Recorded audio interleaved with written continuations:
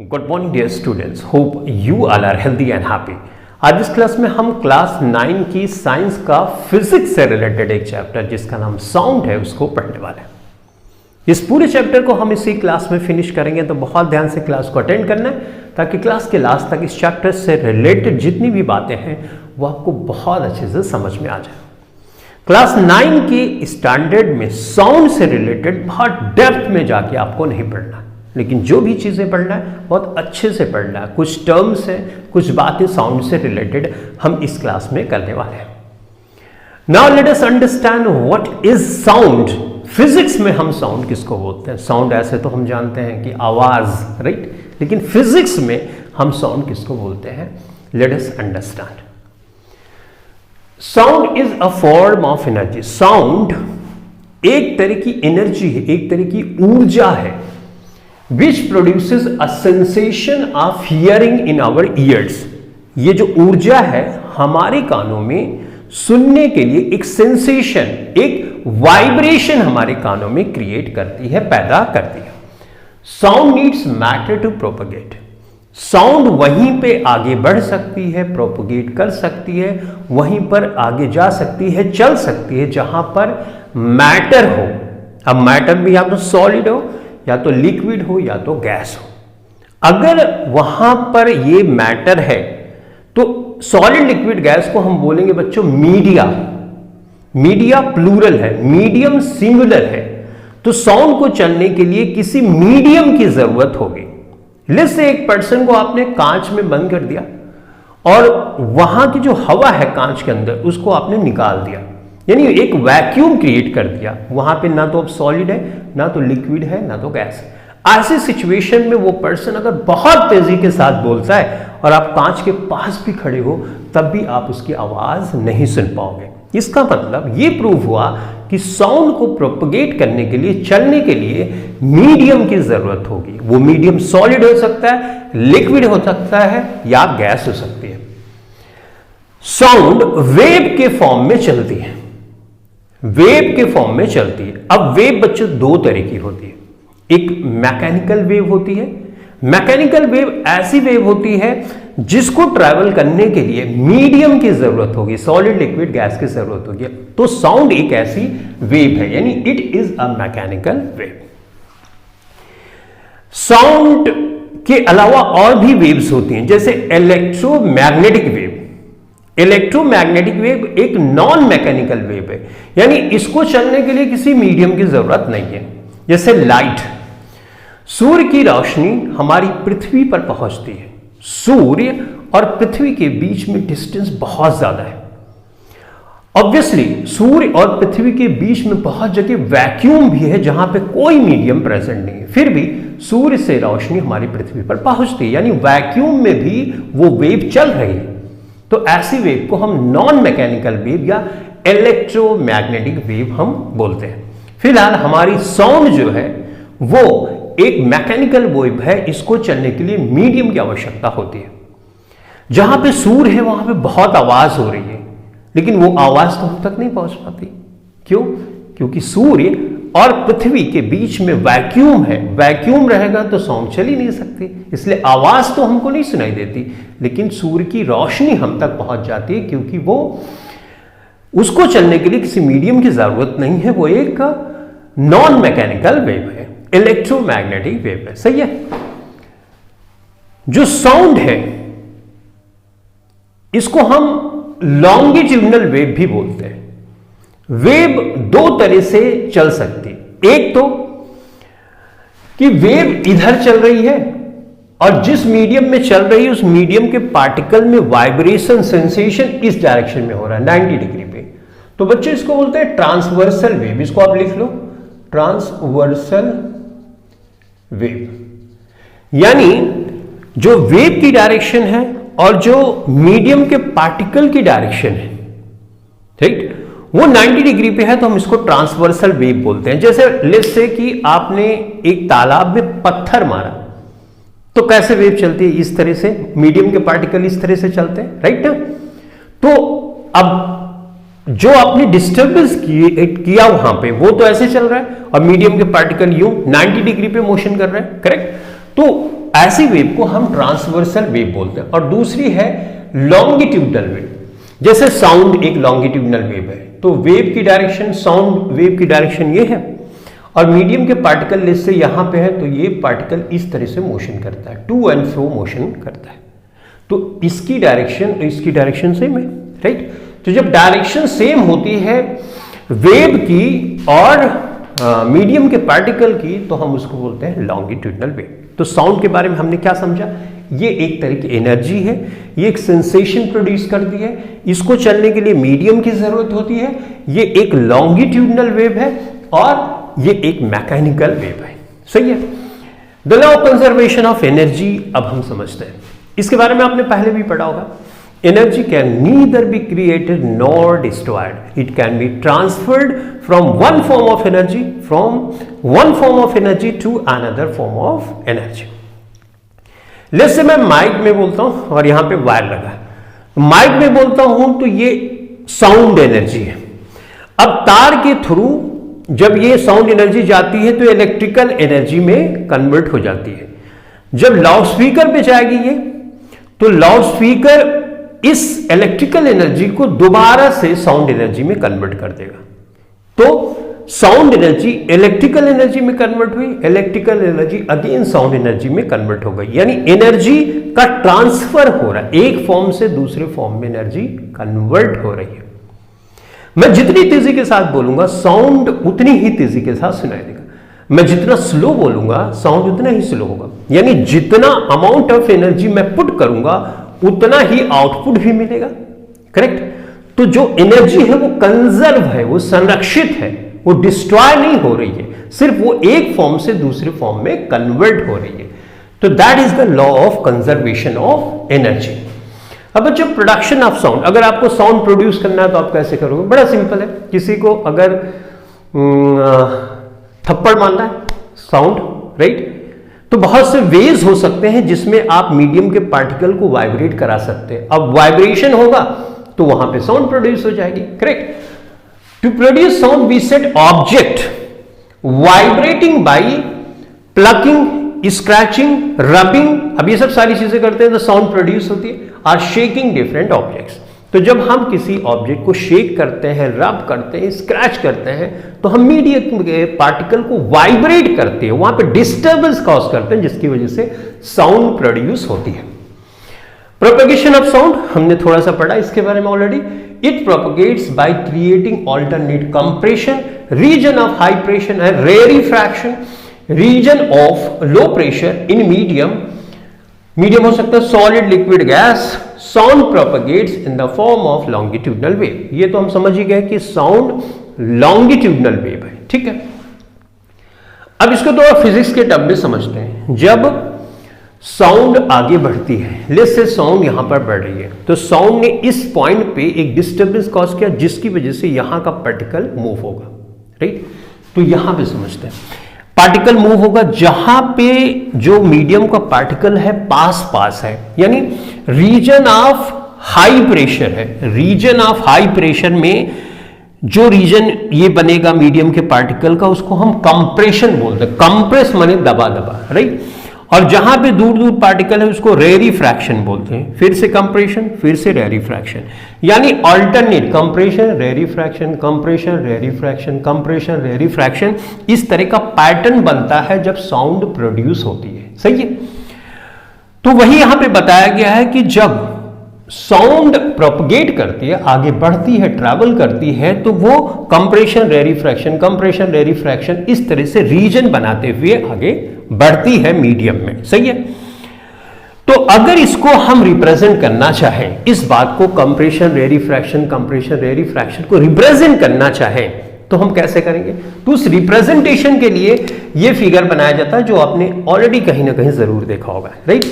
तो जो कंप्रेशन का रीजन है हम इस तरह से बनाते हैं पॉजिटिव साइड में, और रेरिफ्रैक्शन का नेगेटिव साइड में। तो कंप्रेशन को इस तरह से हमने दिखा, रेरिफ्रैक्शन, कंप्रेशन इस तरह से, रेरिफ्रैक्शन इस तरह। यानी एक वेव को बेहतर ढंग से समझने के लिए, उसको रिप्रेजेंट करने के लिए, this is the best figure, right. तो इस तरह से हम वेव को दिखाते हैं। आई होप यू हैव अंडरस्टूड कि साउंड जब चलती है तो कंप्रेशन रेरिफ्रैक्शन मीडियम में ऑल्टरनेट क्रिएट करती है और इस तरह से एनर्जी का ट्रांसफर मीडियम के थ्रू आगे बढ़ता रहता है, यानी साउंड बढ़ती रहती है, क्योंकि साउंड तो एक एनर्जी है, राइट। तो एनर्जी एक तरह का डिस्टर्बेंस कॉज करेगी मीडियम में, तो कंप्रेशन रेरिफ्रैक्शन होगा मीडियम में और ट्रांसफर एनर्जी का होता जाएगा और एनर्जी यानी साउंड आगे बढ़ती जाएगी। सही है। अब बच्चों आता है characteristics of a sound wave. एक साउंड वेव की कैरेक्टरिस्टिक्स क्या है, कुछ टर्म्स हमको पता होने चाहिए, राइट। टर्म्स पता होता है तभी तो हम बेहतर ढंग से समझ सकते हैं और दूसरे को समझा सकते हैं। तो the first term is frequency. क्या है, तो number of oscillations per unit time. जैसे मैंने बताया कि जब साउंड चलती है तो एक तरह का वाइब्रेशन क्रिएट करती है, एक तरह का ऑसिलेशन क्रिएट करती है। तो कितने ऑसिलेशन एक सेकेंड में हो रहे हैं, कैसे, ये मान लो एग्जाम्पल के लिए, ये मान लो ये एक पोजीशन है पार्टिकल का, राइट। इस पोजीशन इसकी, अब इसको मीन पोजीशन मान लो, तब बेहतर ढंग से समझ पाओगे। Mean position, right. यहां से पार्टिकल में जब एनर्जी, साउंड एनर्जी आती है तो इसमें डिस्टर्बेंस खास करती है, तो ये यहां पे पार्टिकल गया, यहां पे गया, फिर यहां, यानी इस मीन पोजीशन के टू एंड फ्रो इस तरह से मोशन कर रहा है, राइट। याद रखना कि जब साउंड का प्रोडक्शन होता है तो जो वेव होती है वो आगे बढ़ती है, लेकिन जो मीडियम के पार्टिकल होते हैं वो अपनी मीन पोजीशन से इधर उधर होंगे, लेकिन वो साथ में नहीं जाते। सही है। तो ये मीन पोजीशन के इधर उधर इधर उधर इधर उधर इधर उधर ऐसे मोशन होता है। तो एक सेकेंड में कितने ऑसिलेशन हुआ, देखो यहां से ये गई फिर आ गई, एक ऑसिलेशन हो गया, ये गई, एक ऑसिलेशन हो गया। तो इस तरह से एक सेकेंड में कितना ऑसिलेशन होता है उसको हम फ्रीक्वेंसी बोलते हैं। जैसे ड्रम है, ड्रम को आप धड़ाम धड़ाम धड़ाम इस तरह से ड्रम को बजा रहे हैं, तो अब एक सेकेंड में तो आपने कम वाइब्रेशन क्रिएट किया, अब धड़ धड़ धड़ धड़ धड़ बहुत तेजी से कर रहे हैं, तो इसका मतलब उसकी जब तेजी से कर रहे हैं तो फ्रीक्वेंसी ज्यादा हो रही है, राइट। तो इसका मतलब हुआ कि कितने ऑसिलेशन एक सेकेंड में प्रोड्यूस करेंगे उसको हम बोलते हैं फ्रीक्वेंसी। इसको हम न्यू से दिखाते हैं, ये इस तरह का सिंबल होता है, ऑसिलेशंस डिवाइडेड बाय टाइम। एक सेकेंड में कितना ऑसिलेशन। अब इसकी यूनिट जो होती है सेकेंड इनवर्ड्स होती है, या एक साइंटिस्ट हैं जिनका नाम है हर्ट्ज, उनके नाम पर भी हम जो फ्रीक्वेंसी की यूनिट को हर्ट्ज बोलते हैं। सही है। अब एक आता है time period, time taken to complete one oscillation. जैसे यहां पे मैंने बताया था कि ये मीन पोजीशन है, ये इस तरह से पार्टिकल का मूवमेंट हो रहा है, टू एंड फ्रो मोशन हो रहा है, करेक्ट। तो इसमें बोल रहा है कि एक ऑसिलेशन में, एक ऑसिलेशन कब हुआ, पार्टिकल यहां गया, यहां पहुंचा, एक ऑसिलेशन होगा। इस एक ऑसिलेशन में कितना समय लगा उसी को हम बोलते हैं टाइम पीरियड। तो इसका मतलब टाइम हम ऊपर रखें, ऑसिलेशन नीचे रखें, जब डिवाइड करेंगे तो यहां पे 1 आएगा लास्ट में, करेक्ट ना। मैथमेटिक्स में क्या करते हैं, डिवाइड करते हैं तो 1 आएगा, तो एक ऑसिलेशन में कितना टाइम लगेगा वो हमको पता चल जाएगा। इसका यूनिट बच्चे होता है सेकेंड। सही। यहां पे ध्यान से देखो, oscillation divided by time, time divided by oscillation एक दूसरे के इनवर्ड्स है, उल्टे है ना। तो इसलिए हम फ्रीक्वेंसी को और टाइम पीरियड का एक फार्मूला बना सकते हैं कि nu is equal to 1/t, frequency is equal to 1/t, यानी जो टाइम पीरियड होता है फ्रीक्वेंसी का उल्टा होता है, या फ्रीक्वेंसी टाइम पीरियड का उल्टा होता है, राइट। ऐसा बोल सकते हैं। तो समझ गए फ्रीक्वेंसी का मतलब होता है एक सेकंड में कितने ऑसिलेशन होते हैं, टाइम पीरियड का मतलब होता है एक ऑसिलेशन में कितना समय लगता है, और दोनों में रिलेशनशिप जो होता है इस तरह से होता है। अब बच्चों हम बात करेंगे एम्पलीट्यूड की, एम्पलीट्यूड, ठीक है। तो एम्पलीट्यूड ये जो पोजीशन है ना, यहां से मैक्सिमम हाइट, इसको बोलते हैं amplitude. Maximum disturbance in medium on either side of the mean value, mean value के दोनों साइड, ये जो मैक्सिमम वैल्यू, जैसे इस यहां पे निकालना चाहते हो तो ये मैक्सिमम वैल्यू जो होती है, मैक्सिमम हाइट जो होती है अगर वेव दी गई है तो उसी को बोलते हैं एम्पलीट्यूड। सही है। ओके। अब वेव लेंथ क्या होती है, वेव लेंथ, ये बच्चों जो उठा होता है पोर्शन ना, ये वाला, इसको बोलते हैं हम क्रेस्ट, और ये जो धसा होता है इसको बोलते हैं हम ट्रफ। ठीक है, तो अगर आप वेव लेंथ फाइंड करना चाहते हो, जिसको हम लैम्डा से दिखाते हैं, ये वाला सिंबल इसको बोलते हैं लैम्डा, राइट। तो ये क्या है, देखो यहां से क्रेस्ट, एक क्रेस्ट से दूसरा कंसेक्यूटिव जो क्रेस्ट आता है उसके बीच का जो डिस्टेंस होता है उसको हम बोलते हैं वेव लेंथ, या ऐसे बोल सकते हो ये ट्रफ से ट्रफ के बीच की जो डिस्टेंस है उसको हम बोलते हैं वेव लेंथ, यानी एक वेव की क्या लेंथ है, that is called wave length, right. इसको डिफाइन करने के लिए हम बोलेंगे कि distance between crest to crest और trough to trough is called wave length, इसको लैम्डा से हम डिनोट करते हैं। अब हम जानते हैं स्पीड बराबर डिस्टेंस अपॉन टाइम होता है, ये तो फार्मूला हम बहुत पहले से जानते हैं। तो स्पीड को हमने v से दिखाया, डिस्टेंस हमने दिखाया एक वेव की लेंथ, वही डिस्टेंस है, तो इसको लैम्डा से दिखाया। और टाइम, डिस्टेंस टाइम पीरियड रखा, यानी एक वेव है, इस वेव को चलने में कितना समय लगा, time taken to complete one oscillation, right. तो इसको हम लिख सकते हैं डिस्टेंस अपॉन टाइम, इस तरह से 1/t, यहां पे देखो 1/t बराबर न्यू होता है, तो हमने इसको इस तरह, तो ये दोनों फार्मूले आपको याद रखने हैं। आई hope you have understood different terms regarding sound, और साउंड के बारे में कि साउंड क्या है, कंजर्वेशन ऑफ एनर्जी क्या है, कैसे प्रोड्यूस होती है, कैसे प्रोपेगेट होती है। तो अब आइए हम समझते हैं इको के बारे में, रिवर्बरेशन के बारे में, और साउंड की डिफरेंट स्पीड डिफरेंट मीडियम में क्या क्या। अब हम पढ़ेंगे speed of sound in different media. Solid में मैंने एल्युमिनियम लिया है, एल्युमिनियम में साउंड की स्पीड होती है 6420 मीटर पर सेकेंड। एक सेकेंड में साउंड वेव 6420 मीटर ट्रैवल करती है, और ये जितने भी डेटा यहां पर लिए गए हैं ये 25 डिग्री सेल्सियस पे लिए गए हैं। टेम्परेचर चेंज करने पे भी साउंड की स्पीड चेंज हो जाती है, तो हमने 25 डिग्री पर ही यहां पर लिया है, ठीक है। लिक्विड में लेंगे तो वाटर लेंगे, वाटर जो सी में होता है, समुद्र में, उसमें स्पीड होती है 1531 मीटर पर सेकेंड, 25 डिग्री सेल्सियस टेम्परेचर पे अगर हम लेते हैं, एटमॉस्फेरिक टेम्परेचर पे। गैस में ऑक्सीजन गैस लेते हैं तो 316 मीटर पर सेकेंड होती है।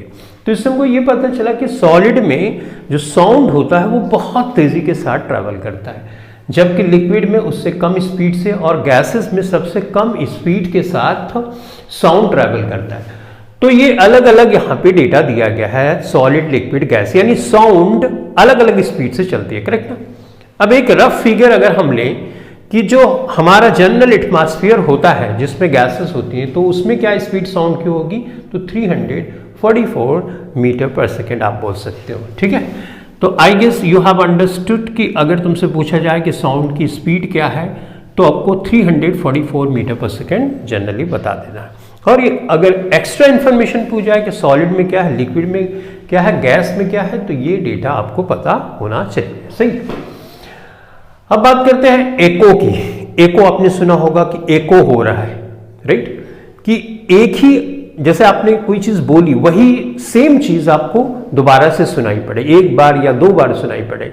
जैसे आप कई ऐसी जगह जाते हैं पहाड़ों पे, वहां पे बोलते हैं तो वही सेम आवाज आपकी फिर से आपको सुनाई देती है, तो उसको बोलते हैं इको, यानी अपनी ही आवाज फिर से दोबारा पूरी की पूरी सुनाई देना इको कहलाता है।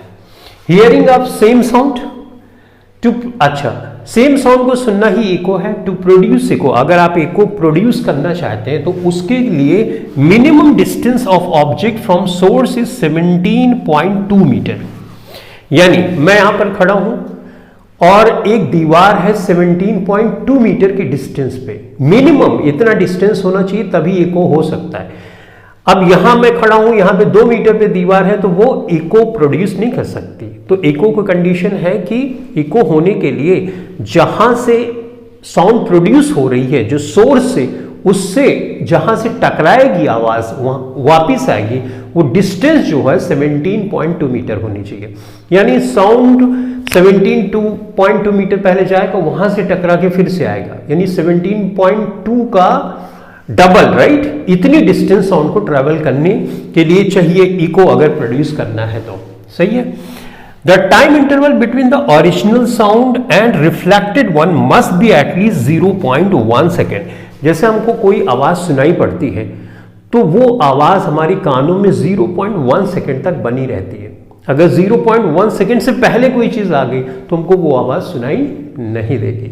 तो 0.1 सेकेंड का डिफरेंस होना, जैसे मैंने बोला अब इको वाली साउंड हमारे कान में आई तो उसमें जो डिफरेंस है मिनिमम 0.1 सेकेंड का है, तभी हमको इको सुनाई पड़ेगा। तो दो कंडीशन हो गई, एक तो जो आवाज आ रही है वो 0.1 सेकेंड के बाद ही हमको इको वाली आनी चाहिए, वो आवाज रिफ्लेक्ट होके आनी चाहिए तभी सुनाई पड़ेगा। दूसरा 17.2 मीटर की डिस्टेंस पे, सोर्स से 17.2 मीटर की डिस्टेंस पे ऑब्स्टिकल होना चाहिए जिससे वो टकरा के वापस आ रही, तो हमको इको सुनाई पड़ेगा।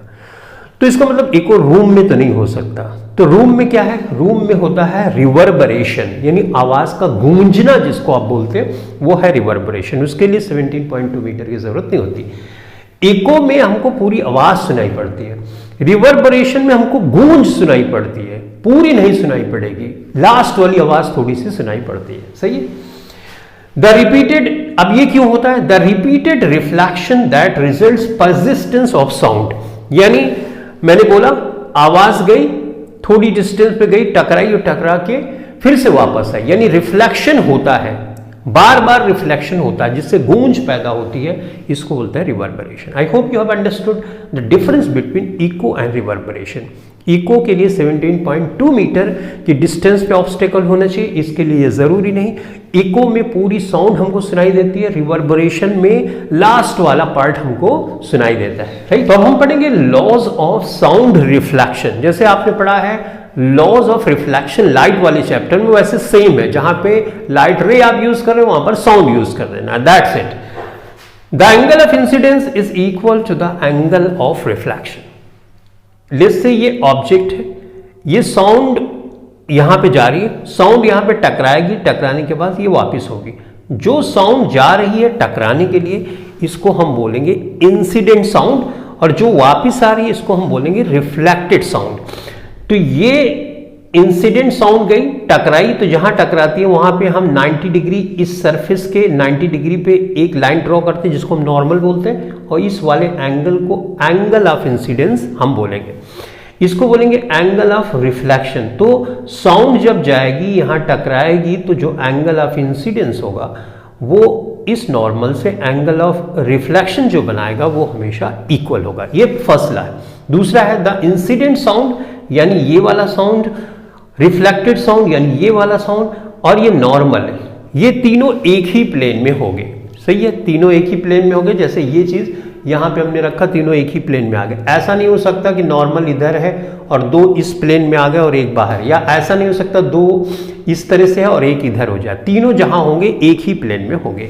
तो ये है laws of sound reflection. Right, अब यूजेस ऑफ मल्टीपल रिफ्लेक्शन, बहुत सी जगह ऐसा होता है बार बार रिफ्लेक्शन होगा। जैसे मान लो ये एक इस तरह से है, यहां पे टकराए वापस, टकराए वापस, इस तरह से, तो इसको बोलते हैं मल्टीपल रिफ्लेक्शन। साउंड गई यहां टकराई, फिर यहां पे, यहां टकराई, यहां पे आई।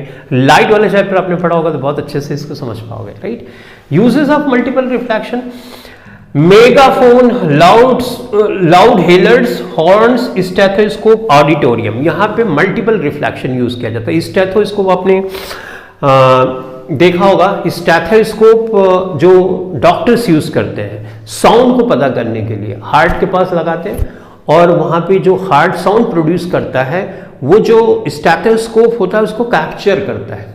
राइट, और फिर जो उसके स्टेथोस्कोप को जाके कान में लगाया होता है तो वो जो वायर होता है उस वायर में मल्टीपल रिफ्लेक्शन होता है और हम साउंड, एक डॉक्टर साउंड इसको डिटेक्ट करता है। तो अगर आपसे पूछा जाए कि मल्टीपल रिफ्लेक्शन का एग्जांपल, तो मेगाफोन्स, लाउड हेलर्स और हॉर्न्स, देखो ऐसे भी बनाए जाते हैं। जैसे कुछ इंस्ट्रूमेंट आपने देखे होंगे इस तरह से साउंड वाले बनाए जाते हैं, यूं होते हैं, यूं ऐसे घुमाए जाते हैं, यूं, फिर यहाँ पे इस तरह से चौड़ा सा होता है, यहाँ से हम ऐसे दबाते हैं तो यहाँ से रिफ्लेक्शन इस नली में होते होते होते होते हुए यहाँ पे हमको सुनाई देता है। राइट, तो मल्टीपल रिफ्लेक्शन वहाँ पे होता है, बार बार टकरा कर हमको आवाज़ सुनाई देती है।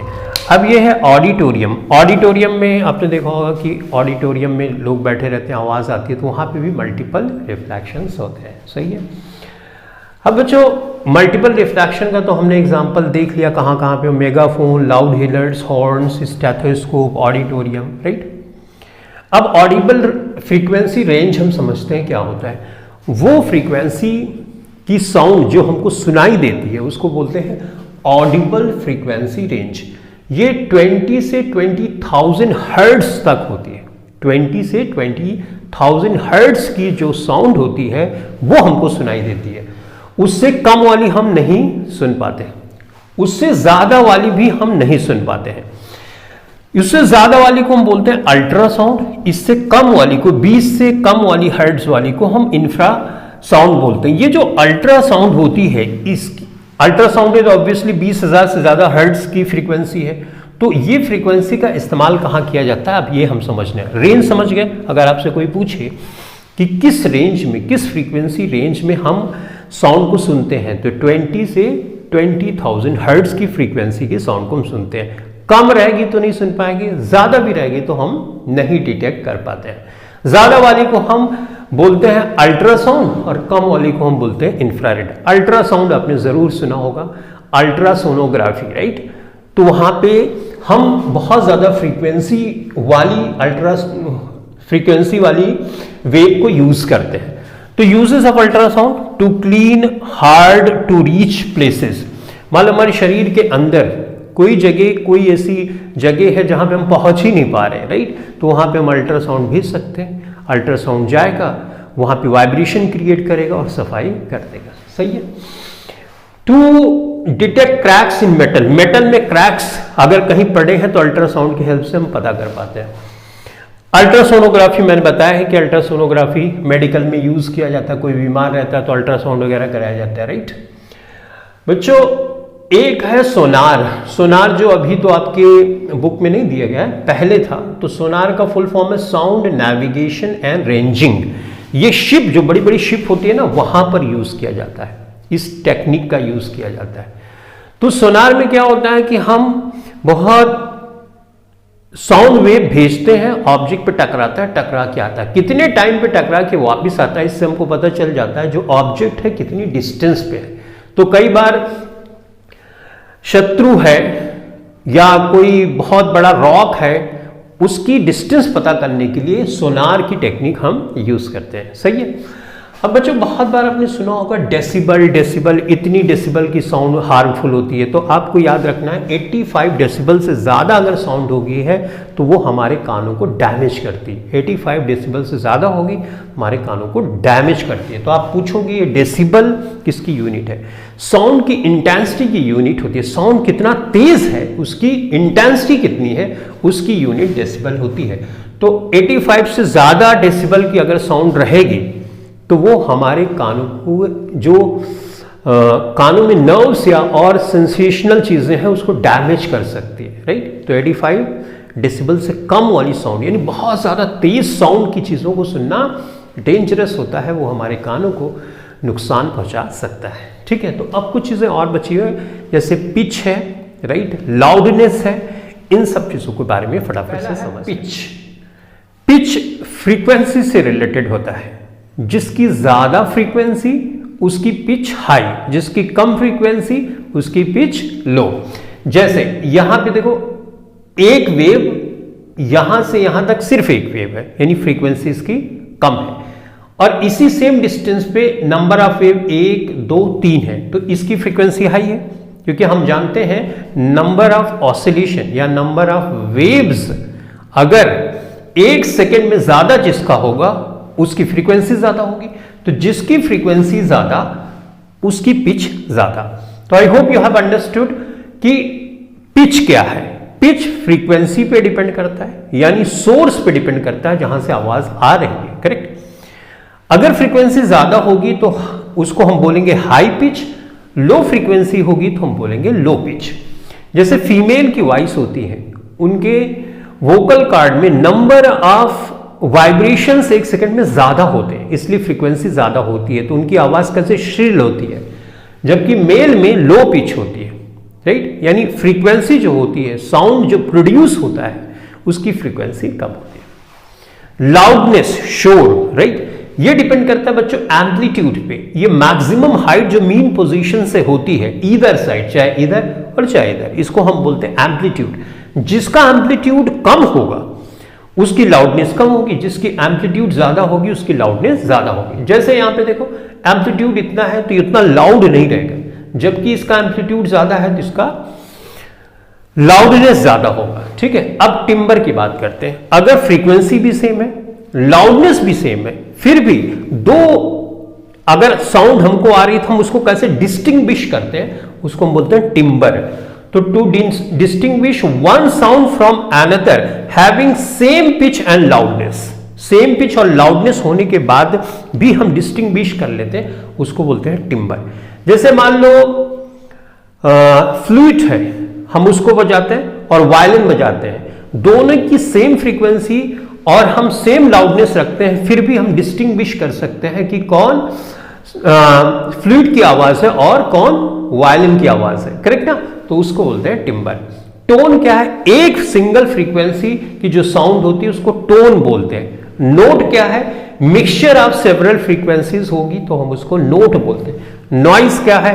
अनप्लीजेंट, बहुत आवाज नॉइज क्या है? अनप्लीजेंट, जो कानों को सुनने में अच्छी न लगे उसको नॉइज बोलते हैं। म्यूजिक क्या है? प्लेजेंट, गाना बज रहा, बहुत ध्यान से उसको सुनते हैं। करेक्ट? तो ये कुछ टर्म्स से हमने बात की। तो इस तरह से इस चैप्टर को हमने फिनिश किया।